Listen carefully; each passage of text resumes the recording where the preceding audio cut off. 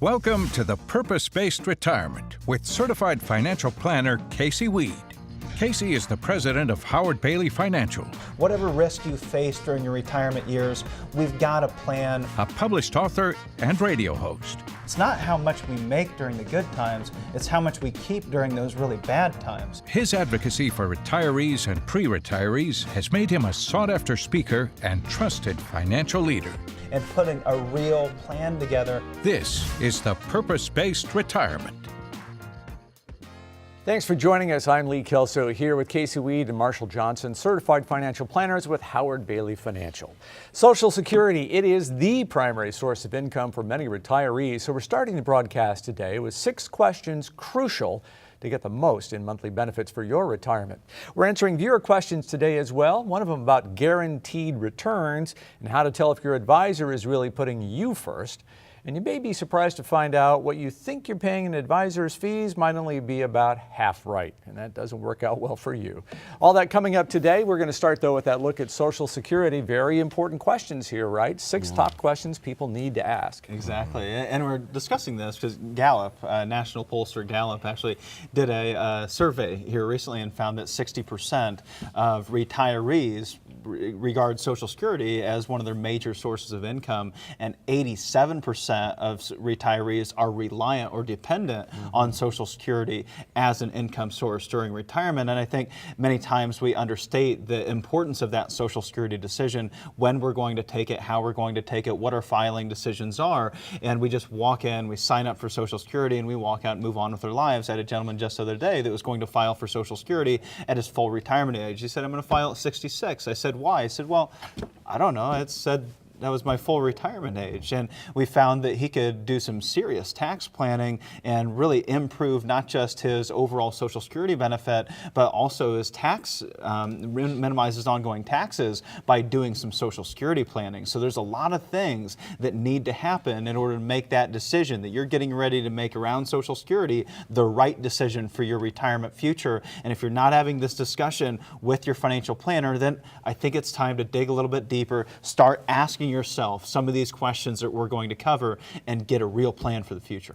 Didn't you tell me once there are like 17,000 different formulas you can apply for? It's a big number, and I think it's really confusing too. So it's a great topic to talk about because people are not aware of all these little details, and you talked about income planning, and it's a big part of that. This is a big piece of the puzzle, and we want to make sure we're making the right decision. Okay, so one of the most important questions is, what is your full retirement age? Everybody thinks 65, right? Yeah, we need to know what that full retirement age is, and not just what that age is, but what it really means. So your full retirement age is the age at which you'll receive what the Social Security calls your full retirement age benefit. It's really what's called your primary insurance amount, or your PIA.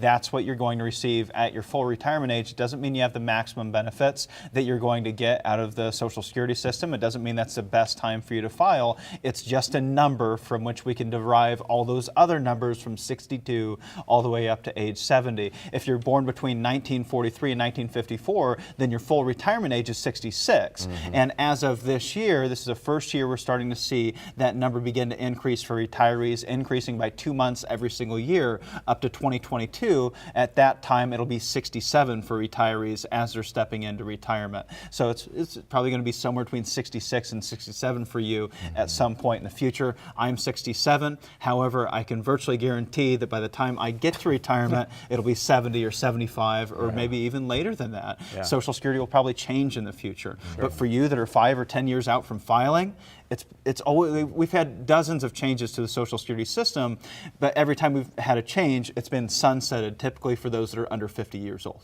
Right. Okay, so how does that age that I take the retirement affect the amount that I'm actually going to receive each month? Well, if you file early, then you could have a dramatic reduction in your benefits. That could be somewhere between 25 and 30% of that full retirement age benefit. That FRA benefit, also known as your primary insurance amount, that could be reduced by 25 to 30%. That's a huge chunk of income that could be going away. That means if you had a $1,000 a month benefit, now it's only $700 a month, maybe. And that's a huge reduction. And every single year, as you delay those benefits, on average, your benefit's going to increase by about 8%. 8% a year. And I think that's something that's often misunderstood too. Right. It's not an 8% return on your investment, right? You know, if we have $10,000 a year in Social Security benefits today, but if we wait a year, we'll get $10,800. Did we get an 8% return on our investment? No, we didn't, because we missed out on a whole year of $10,000 in benefits. It's just going to take us longer to catch up over time by getting a larger benefit. Yep, and looking at the break-even analysis on that is something that we do with families each and every day that come into our office, and it's something you really need to look at if you are contemplating taking retirement early, or for some, it's going to be real important for their spouse. Yeah, and there could be a big increase even between the ages of your full retirement age and age 70. That's somewhere between 24 and 32%, an increase over your PIA from just 66 or 67 all the way up to 70. Wow. And that could be a really big boon to your retirement. Yeah, you bet. What impact or what factor does my health play in all of this? If I'm kind of not healthy now, do I want to file earlier? Well, if you can tell me when you're going to die, I'll tell you exactly when you should file for your benefits. Yeah. Just nobody can answer that question, right? However, some things we can do is we can look back at not just the longevity across the average American, which the average American today will live to 79 years old, and that's been increasing pretty regularly over the last couple of decades, and it could increase even more dramatically in the future and at a faster pace with the evolutions that we're seeing in medicine today. And so it makes sense to analyze your family history and also your own personal health. You know, and we take into consideration the average American being 79 years old as a life expectancy. Well, that's including individuals that may have very poor health, that may be living on the streets. You know, we don't know, and it's also going to include some people that are very healthy. So which range of that are you, and what are your genetics? And typically find with the break even is right around 78 years old, filing early for say age 62 and then filing at age 70, delaying till your maximum retirement benefit. That break even is usually about 78 years old. So if you're going to live past 78, you might be better delaying those benefits. I'll say delaying those benefits as long as it's not costing you a big chunk of your own life savings in order to delay that benefit. Don't spend your money that you already know you have. Spend the money we're not sure they're going to have in the future. Yeah, I don't know if I want to spend down my entire nest egg. If I retire at 65, I don't want to spend that down by 70 just to rely on Uncle Sam not to change the rules. As you mentioned, things could change in the future.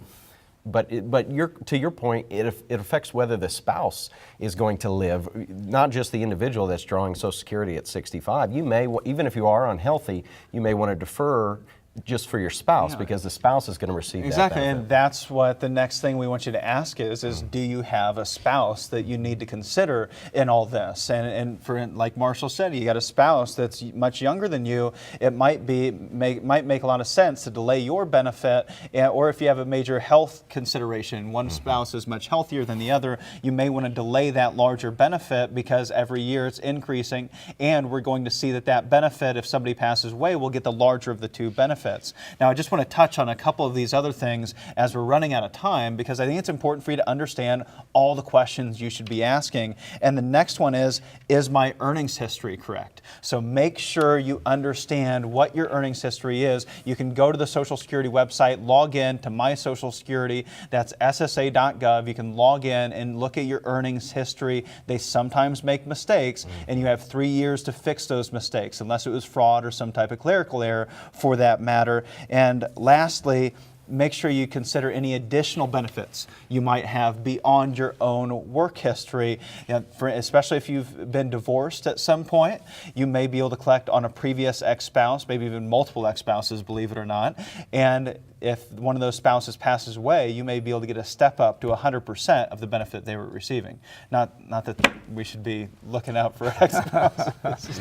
But I think it makes the point that there is just a tremendous amount you need to know and to understand. And one step you can head down that direct path is to pick up the phone and give us a call, because for the next 10 people who call us right now, we're going to offer a complimentary financial review of your entire financial and retirement plan, an opportunity to learn more so you can make the best decisions you can for yourself moving forward. So for the next 10 callers, Casey and the team at Howard Bailey will make time on the calendar to visit with you and give you your very own purpose-based retirement.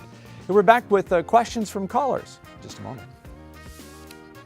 Hi, I'm a certified financial planner professional.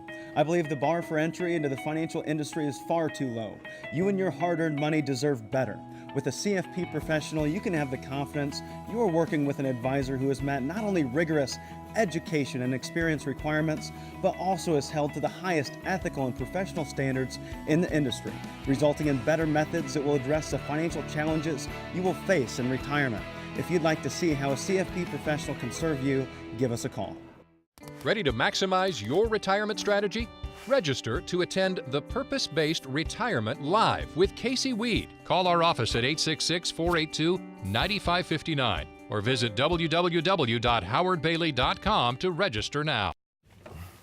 Let's jump up to Mishawaka now and talk to Stan. Stan, what's your question for us? I'm beginning the search for a new advisor as I make the transition into retirement. I always felt I knew what to look for in an advisor during my accumulation years. But what types of services should I look for in a retirement specialist? Well, Stan, I think it's really neat that you're looking for a retirement specialist first and foremost, because there are different types of advisors out there. The large portion of advisors that are out there, financial advisors and really general practitioners, if you will, if you want to compare that to the medical world, that are working with individuals that are 20, 25 years old. They're also working with individuals that are 60, 70 years old. They're doing retirement plans, they're selling life insurance, long-term care insurance. They're trying to really do it all, and I think retirement is a specialty.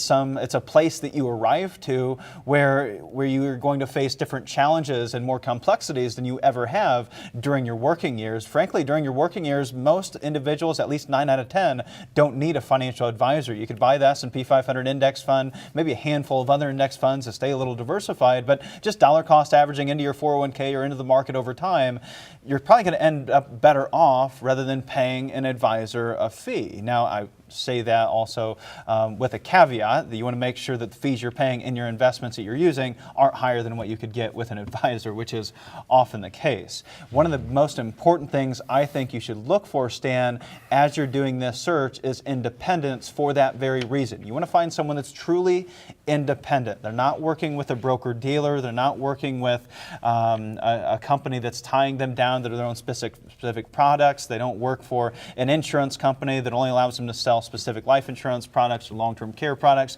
You need the availability to create a plan and mold a plan that's going to be perfect for your future. Think about it this way. If you're going to build a dream home, would you work with someone that only had the ability to build one type of home or use only a handful of different materials in the construction of that home? Or would you want to build a home that would be a fiscal dream home with the ability to use any of those different tools and all those different materials that are out there and ultimately leave those options up to you in designing that custom home? And ultimately, I think that's what you need, finding someone that's independent. Let me give you an example. I had someone just the other day that I met with that had some old life insurance policies that their life insurance salesman had sold them. And with these old life insurance policies, they were paying $10,000 a year for a death benefit that was around $250,000. And their cash value was going down every year. It was only a death benefit. We were able to move those policies to new policies that really are only accessible by independent advisors. And now we have the same policy, $10,000 a year with a $400,000 death benefit that can also be accessed for long-term care, home health care, assisted living. And so now we have a bigger death benefit and more long-term care benefits without any additional costs. And that's something the original advisor never would have been able to do without being independent. Great example. Let's jump up to, let's see, Bristol, Indiana, and Ted. Go right ahead, Ted. Our advisor didn't used to make very many changes to our investment portfolio, but now it seems like she trades on a daily basis. How do I know if I'm getting taken advantage of?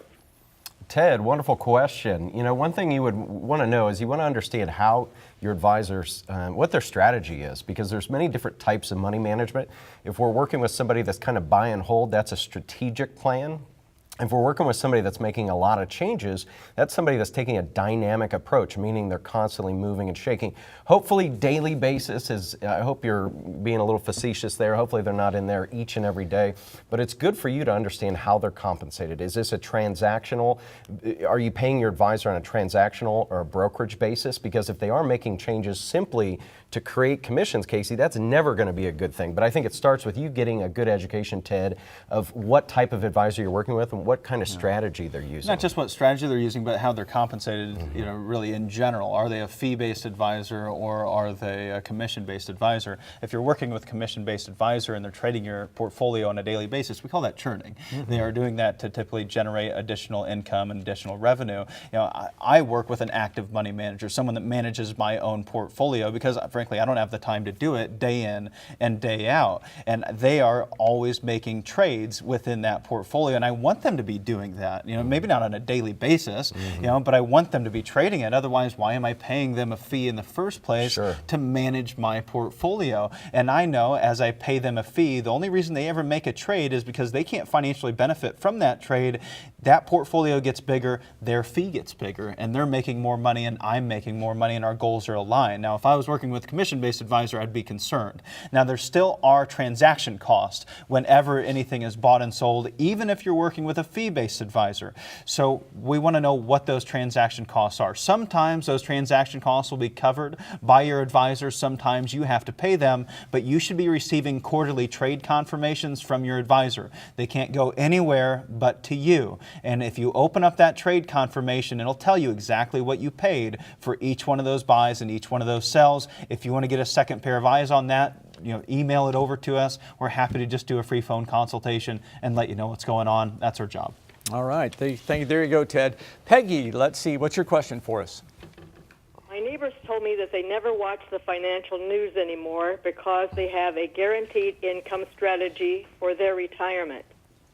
I watch the financial news every day, and it causes me a great deal of stress. What is a guaranteed income strategy, and how do I know if it's right for me? Peggy, thanks for your question, and I think it's really important for you to really take your time in understanding a guaranteed income strategy and the pros and cons, because there's both. Whether you have an at-risk income strategy or a partial guaranteed or 100% guaranteed income strategy, those are really the three different types of income strategies we have. There's pros and cons to each. First and foremost, have a strategy, right? Unfortunately, most of the time we visit with people that are just throwing it into a stock and bond portfolio or mutual fund portfolio, and they hope, hey, I hope I make 5%, I'm going to draw 5%, I should never run out of money. That's not a strategy at all. We have to have a strategy in the first place. And if we look at a guaranteed income strategy, you're going to have to give up some things. So when you get guarantees, there's a couple things you give up. Typically, you give up some liquidity. So we want to make sure you still have enough liquidity on the sidelines that if you have an emergency, that you can go and pick up some additional cash somewhere, because you need to have enough liquidity, and you're going to give up some of that with that guaranteed income strategy. Another thing is, what's the goal? So is it to reduce stress? Well, what about leaving a legacy? If one of your goals is to leave a legacy behind for the next generation, when you get those guarantees, it's most likely going to mean that they're costing you more and you're going to be leaving less behind for the next generation. If you're somebody, however, that doesn't ever want to turn on the TV again, never wants to worry about what the markets are doing today, what's going on in Washington, and just wants to know you have enough income to last the rest of your life, you've got enough liquidity, and you don't really care what's left behind for your kids, then maybe a guaranteed income strategy is right for you. However, it makes sense to always get multiple opinions whenever you're putting together a comprehensive income strategy.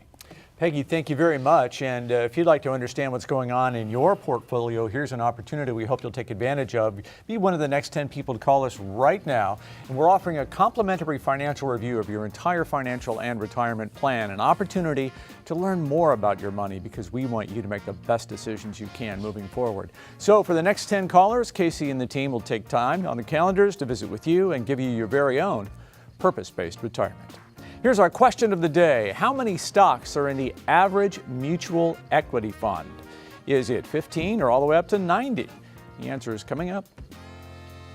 You may have a purpose for your retirement, but have you repurposed your assets to help you achieve your dreams? At Howard Bailey Financial, we believe in the purpose-based retirement. We help you determine a clear plan of action to get you to your goal. We can help you review all of the variables, find and understand your options, and help you come up with a strategy that gets you closer to your purpose. Let Howard Bailey help you achieve the retirement you deserve. You need a plan to create the retirement you deserve. The first step is to tune in to the Purpose-Based Retirement Radio Hour with Casey Weade and Marshall Johnson. Saturdays at 11 a.m. and Sundays at 1 p.m. on WOWO 107.5 FM or Sunday mornings at 11 on 95.3 MNC. Okay, the question of the day, how many stocks are in the average equity mutual fund? We put some options on the screen for you. Casey, which one of those is correct? Well, Lee, the answer is 90. The average equity-based mutual fund has 90 individual stocks inside of that mutual fund wrapper. And so ask yourself this. Now, when you first started investing, maybe you had 1 or 2 different mutual funds, so you own 90, maybe 180 different equities. Now, how many different mutual funds do you own? Do you own 10 different mutual funds? You might own 900 different stocks. If you own 20 different mutual funds, you might own upwards of 2,000 individual stocks. And what's that mean? Well, that means you're getting over diversified. You're ending up owning what? The entire market. You may own more stocks that are actually traded on the New York Stock Exchange because you have overlap in between all those different portfolios, all those different mutual funds, and they tend to begin to work against each other. So either you're underperforming or you open up your statement and the market's up 2% and you're up 2%. The market's down 20% and you're down 20%, but you're down more and you're up less because you're paying fees and expenses inside of each one of those funds. And what we want to do for you is break open your portfolio, show what's inside, show you what your expenses are, and show you if you're under-diversified, over-diversified, and what your performance is. And we're going to illustrate that for you here today. I get asked all the time by the people that watch the show, by the people that listen to our radio show, and they say, Casey, what we want you to do is share with us what you do when we come in for that first session, what we can expect when we meet with you, what kind of recommendations that you make. So we're going to go through a case study today. We're going to call this gal Jane to protect her identity. She allowed us to share her case study with you as she found all the information we provided her with very valuable. So Jane, she's 62 years old and she's single. She lost her husband here just a few years ago. She's got income needs of $100,000 a year and a gap of $60,000 a year. The reason she has such a large income gap is because she lost out on 2 things. One, Social Security benefits that they were planning on having for retirement when her husband passed away, as well as retirement benefits from the company that he worked at. And so this is, again, why we always want to have a spousal income continuation plan. They had a 401k of $235,000. They had after-tax funds of $1.1 million, which were some real estate assets that they were able to liquidate after he passed, and they're retiring in 2 years. So, what did they want? First of all, they wanted a comprehensive plan that she could understand. She also wanted an unbiased opinion. So she felt that she had a lot of different things in a lot of different places, and she couldn't really understand the plan that they had moving forward. And they wanted an unbiased opinion as well. And what is that unbiased opinion? That meant they wanted to work with someone that was fee-based. They also wanted to preserve the legacy of those assets for the next generation. They wanted to provide consistent and reliable income throughout her retirement and protection from massive market risk and protection from potential long-term care costs because she was an individual, a single individual, and if something were to happen to her, she wanted to make sure she wouldn't be a burden on her children. So first, we wanted to take a look at the risk of that portfolio. We found that there's $1.2 million in that portfolio, and the average rate of return should be about 8.3% based on the risk, the standard deviation of that portfolio. She felt that she was a conservative to moderate investor. However, she leaned a little bit towards the moderate to aggressive side overall, and she wanted moderate to mean this. I asked her, what's moderate mean to you? She said, well, to me it means that, I might lose $100,000, $200,000 if the market, has a really bad year like it had in 2008. What we found after stress testing that portfolio is that she could actually lose around $400,000 in the case of another major market meltdown. And that was something she was very uncomfortable with. If we look at the average rate of return of that portfolio over the long haul, over the last 10 years, the average rate of return was around 5% on an average basis versus the market over that same time period was 6.5%. She said, Casey, I don't mind underperforming the market and making 4 to 6%. I just want to make sure that I don't lose as much as the market loses in a bad year. However, she had still had the same holdings she had in 2008, and if the market was bad from March of 2008 through February of 2009, she lost 37% and is yet to be reallocated away from that. These are all the different mutual funds and ETFs that were inside of this portfolio. We had dozens of different holdings. We actually had 31 holdings altogether, from ETFs to mutual funds. And what we found was that there were 22,000 individual stocks. There were 12,000 individual bond holdings. And what she had done is she had diversified away any protection that she possibly could have had. She had over-diversified. Diversification, economists show us, happens at 50 individual equities, and no further diversification can be diversified outside of a portfolio, especially company-specific risk, after 100 individual equities are in that portfolio. So one, are you over-diversified? And number two, we wanted to check on her expenses. She had stated costs inside those mutual funds. Those are your expense ratios, administrative fees, management fees, what it takes to run the fund, and also any potential loads. Those are the ones you're typically familiar with. There's also costs that don't have to be disclosed inside those mutual funds, from tax costs to trading costs and brokerage commissions and market impact costs. The Investment Company Institute in 2013 found that the average expense ratio, those disclosed expenses of a mutual fund, is 1.37% on an annual basis.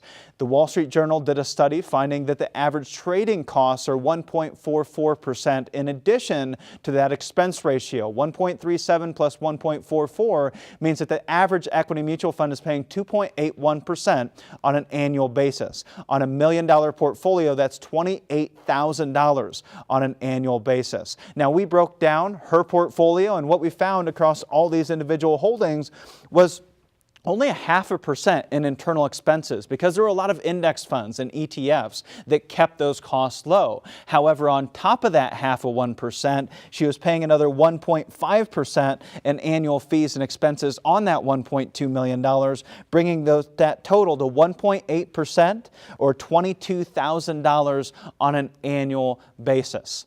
So do you know the worst case scenario for your portfolio? What could it lose in the next 2008? What if interest rates rise? We can stress test that and tell you exactly what could happen should your fears become a reality. Also, are you paying too much? Do you know what you're paying for your investments, not just inside your portfolio, but also on top of that portfolio? And are you over-diversified? Have you accumulated too many different mutual funds over the years, and it's time to pare things down to get real protection? And what is your real performance? Don't just look at it what it was yesterday or the last quarter. Look at it over a long period of time and see what it could potentially be in the future. We have a program that we use in our office that will help us determine what the likelihood of that portfolio returning to the downside and upside and average within a 95% confidence interval over the next 6 months. And that can be very valuable information for your retirement success. Yeah, I bet Jane Doe was quite surprised. She's paying all those fees and still had quite a bit of downside risk. That's got to be terrifying. Well, listen, we have an offer for you for the next 10 people to give us a call right now. Complimentary financial review of your entire financial and retirement plan gives you an opportunity to learn more about your money, because we want you to make the best decisions you can for you and your family moving forward. So for the next 10 callers, Casey and the team will make time on the calendar to visit with you and give you your very own purpose-based retirement. The number to call is 866-482-9559. Thanks for watching. We'll see you next week.